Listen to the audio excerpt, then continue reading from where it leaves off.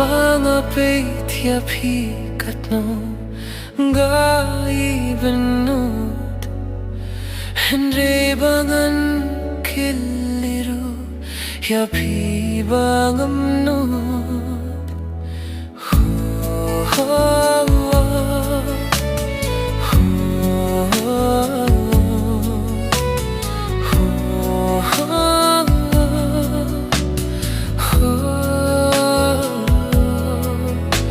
namar pa jong firu ibai ma bat bai shirke ngam tip dohnud jong ipat Pynban ba phale la slim nga kwa ba Pynban hasin da jonga Hynrei nga dang khuslai banga tingyai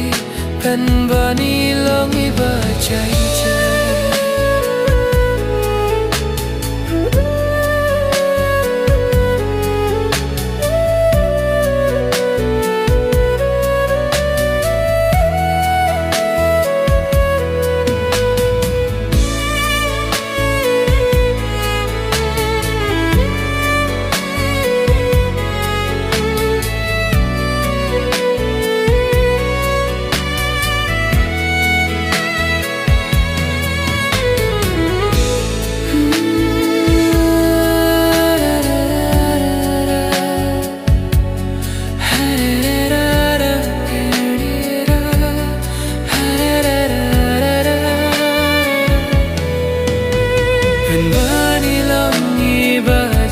chai